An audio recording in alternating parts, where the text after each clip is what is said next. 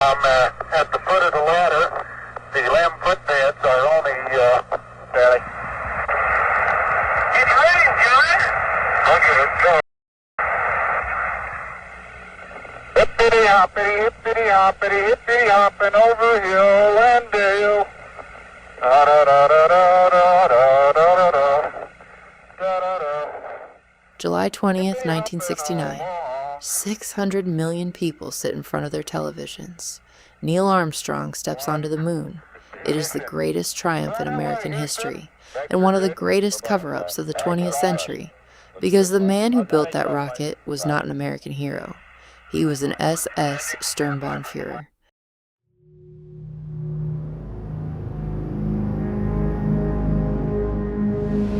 He personally selected concentration camp prisoners to build his weapons, and more than 12,000 of them died doing it.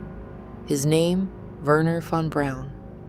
Werner Magnus Maximilian Freiherr von Braun is born on March 23, 1912, into a Prussian aristocratic family. As a teenager, he becomes obsessed with one idea above all else: rockets. At 14, he reads books about space travel. At 17, he joins the German Society for Space Travel. By 20, he is already working for the German army on liquid-fueled rockets. He is not a fanatic, not a passionate Nazi. He is an engineer, and engineers need money, resources, and manpower. In Germany during the 1930s, there is one institution that can provide all of those without limit: the SS. In 1940, von Braun joins the SS. Not under pressure, voluntarily, he is assigned SS membership number 185068. A few years later, he is promoted to the rank of Sturmbannführer. He would later claim he had no choice. The documents tell a different story. At Peenemünde, von Braun develops the V-2, the first ballistic missile in history. Beginning in September 1944, it starts striking London. More than 9,000 civilians are killed, but the V-2 leaves behind another victim, one that was very carefully erased from history. In the autumn of 1943, von Braun receives an assignment. He is ordered to secure V-2 production at any cost. What he does next remains hidden from the public for decades. In the autumn of 1943, V-2 production is moved underground. Deep inside the tunnels of the Harz Mountains, the Mittelwerk is built, an underground factory without daylight, without fresh air, and without enough food. This is where the rockets will be mass-produced. But the people running this factory are not industrial workers. During a court proceeding in 1947, Wernher von Braun himself states that he visited Mittelbau-Dora between 5 and 20 times. A letter in his own handwriting, dated November the 12th, 1943, requests 1,350 workers, and in the language of the Nazi regime, that always meant concentration camp prisoners.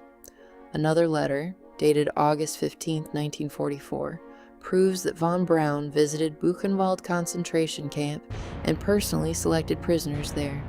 Survivor Adam Kabala would later testify that von Braun walked through the tunnels almost every day.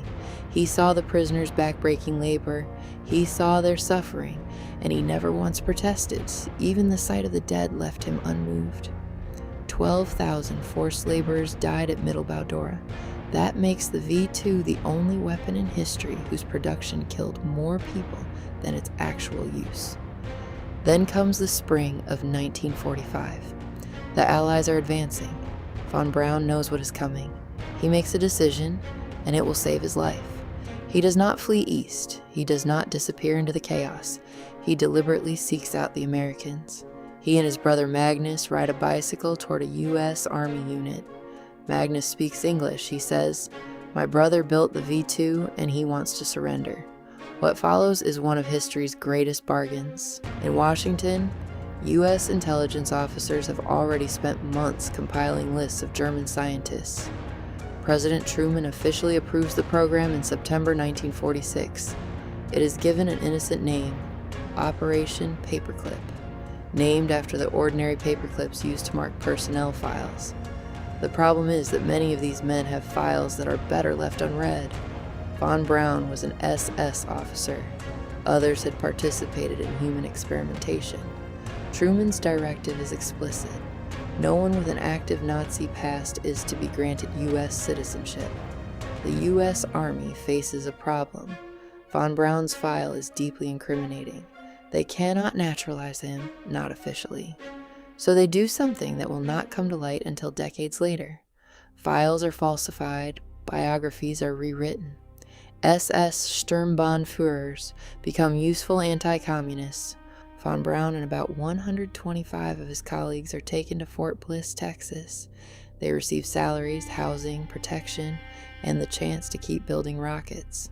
When the Soviets launched Sputnik into space in 1957, panic erupts in Washington, and Von Braun, the man with the falsified file, is ready. Within a matter of months, he launches Explorer 1 into orbit. America has regained its footing. Von Braun becomes a national hero. He appears on the cover of Time magazine. He hosts television specials with Walt Disney, a movie star of science. No one asks about Dora. When Kennedy announces the moon program in 1961, Von Braun is the obvious choice for the most important job in American history. Director of the Marshall Space Flight Center, he develops the Saturn V. On July 20th, 1969, it carries Neil Armstrong to the moon. Von Braun stands inside mission control. He cries. 4 former paperclip scientists received the NASA Distinguished Service Medal, the space agency's highest honor. One of them is Arthur Rudolph, Von Braun's closest associate, who is operations director of the Mittelwerk, was directly responsible for the use of concentration camp prisoners. Rudolph receives NASA's highest honor. He works on the Apollo program. He lives out his life in Alabama. Then, in 1982, almost 40 years after the war ends, something happens that no one expects anymore. The U.S. Department of Justice begins proceedings to revoke his citizenship. Rather than risk the trial, Rudolph voluntarily leaves the United States in 1984. He dies in Hamburg in 1996. A German criminal investigation against him is closed without charges. Wernher von Braun dies on June 16, 1977 in Alexandria, Virginia. He receives the National Medal of Science. 2 craters on the moon are named after Operation Paperclip scientists. The 12,000 people who died at Mittelbau Dora have no craters named after them. In 1965, the American satirist Tom Lehrer wrote a song about von Braun. One line goes, "Once the rockets are up, who cares where they come down? That's not my department," says Wernher von Braun.